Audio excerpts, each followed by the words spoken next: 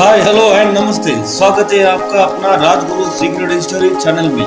दोस्तों, इसी तरह हमारे चैनल को देखते रहिए, सुनते रहिए। पहले सब्सक्राइब कीजिए, फिर लाइक कीजिए और बेल बटन को दबाना ना भूलिएगा। उम्मीद करता हूँ आप सभी को ये चैनल बहुत पसंद आएगा। तो चलते हैं आज के टॉपिक में। आज का टॉपिक में जबरदस्त और दिलचस्प कहानी, एक धैर्यशाली महिला की एक सच्ची कहानी। दोस्तों, आपने झांसी रानी सावित्रीबाई रुद्रमय देवी जैसे वीर नारी की कहानी सुनी होगी, मगर एक ऐसी भी वीर नारी है जो इंदिरा गांधी को भी उनकी बहादुरी बहुत पसंद आई। उनकी एक आवाज से बड़े बड़े रईस यानी पटेल, ठाकुर और पुलिस वाले भी कांप जाते थे। ये कहानी है वीर नारी लंबाड़ी हीरी की। इसकी कहानी आज तक किसी ने नहीं बताया होगा। आंध्र प्रदेश के तेलंगाना के बाजीपुर तांडा की रहने वाली लंबाड़ी हीरी, लंबाड़ी यानी बंजारे जाति वाले को कहते हैं। ब्रिटिश की जमाने में उन दिनों तेलंगाना को निजाम सरकार चलाती थी। उस वक्त तेलंगाना में जो रईस होते थे उन्हें पटेल या दोरा के नाम से बुलाते थे। पटेल यानी दोरा अगर गाड़ी से बाहर जाए तो रास्ते पे लोग हाथ बांध के सर झुका के खड़ा रहना पड़ता था उनके जाने तक। इतना उनसे डरते थे लोग, नहीं तो सजा मिलती थी या मार खाना पड़ता था। हर गांव में एक पटेल जरूर होता था और उस गांव की हुकूमत उनकी ही चलती थी, क्योंकि उस गांव के मुखिया भी वही रहते थे और सारे व्यापार उनके हाथ में रहता था। मगर एक हीरी ऐसी थी जो किसी पटेल ठाकुर से नहीं डरती थी, बल्कि खुद डराती थी। उनकी एक आवाज से सारे ठाकुर पटेलों को पसीने छूट जाते थे। वो सब पटेलों को क्या रे दोरा कह के बुलाती थी। ऐसा क्या किया हीरी ने जो बड़े बड़े व्यापारी, रईस और पुलिस वाले भी डर जाते थे। चलो सुनते हैं हीरी की कहानी। हीरी का जन्म 1924 में तेलंगाना के बाजीपुर के तांडा में हुआ है। इस वक्त उस तांडा का नाम बदल गया है। लंबाड़ी जाति वाले यानी बंजारे बैलगाड़ी चला के धान की सामान को पहुंचा के अपना जीवन जीते थे, मगर बदलते हालात के सामने लारी जैसे गाड़ी के स्पीड के आगे बैलगाड़ी पीछे रह गया। तब से उन बंजारों को कहीं भी काम मिलना मुश्किल हो गया।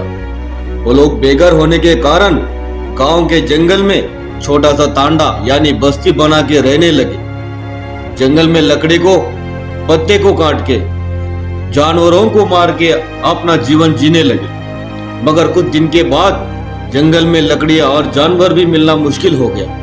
ऐसी मुश्किल हालत में बच्चे और बूढ़े भूख से मरने लगे। और ये हालत एक तांडा वालों की नहीं, सारे गांव की बंजारों की यही हालत थी। सारे पटेलों के आगे वो हाथ जोड़ने लगे। सारे पटेल यानी दोरा के आगे हाथ जोड़ के मांगने लगे। थोड़ा सा अनाज के लिए वो भीख मांगने लगे। किसी भी गांव के कोई भी पटेल इनके ऊपर तरस नहीं किया।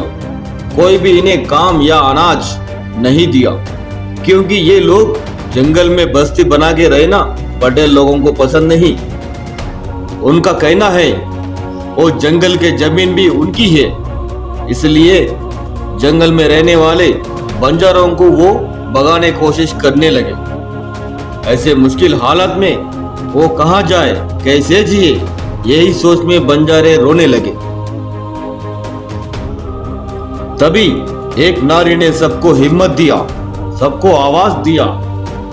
बोला, जो चीज मांगने से नहीं मिलती उसे छीनना पड़ेगा।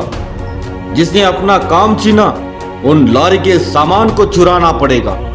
ये बात बोलने वाली और कोई नहीं, लंबाड़ी यानी बंजारे की बेटी हीरी थी। हीरी शादीशुदा थी, उनके 2 बच्चे भी थे। बचपन से ही हीरी बहुत बहादुरी लड़की थी। अपने चाचा दादा के साथ बैलगाड़ी में धान पहुंचाने का काम करती थी। हीरी अपने ही घर के कुछ लोगों के साथ एक टीम बनाया और वो शाम के जंगल के रास्ते से जाने वाले गुड्स लारी को अपना टारगेट बनाया। उन दिनों गुड्स लारी को गांव से शहर जाने के लिए जंगल के छोटे छोटे रास्ते से ही जाना पड़ता था। हीरी ने इसको अपना मौका बना के जंगल के रास्ते के बड़े बड़े झाड़ के ऊपर चढ़ के छुप जाती थी। जैसे गुड्स की लारी आती थी, झट से लारी के ऊपर कूद जाती थी और लारी के अंदर का सामान जैसे दाल, चावल, गेहूं जो चाहे वो नीचे गिराती थी। और उसी समय रास्ते के बाजू झाड़ियों में चुपके उनके आदमी उन सामानों को लेके जंगल के अंदर झाड़ियों में चुपके भाग जाते थे। और वापस हीरी कोई भी बड़े झाड़ को देख के वापस चढ़ जाती थी और वहां से भाग भी जाती थी। अगर किसी ने देख भी लिया तो हीरी को पकड़ना नामुमकिन होता था, क्योंकि हीरी बिजली की तरह भागती थी। उन चुराए गए सामान को वो अपने घर के लिए नहीं बल्कि अपने बस्ती वालों को बांट देती थी। और इसी तरह धीरे धीरे सभी गांव के बंजारे यही रास्ता अपनाने लगे। हीरी उन सब बंजारों को लीडर बन गई। अगर किसी पटेल या पुलिस वाले उन बंजारों को पकड़ते तो हीरी खुद आके उन पटेल और पुलिस वालों को डरा के धमका के अपने लोगों को ले जाती थी।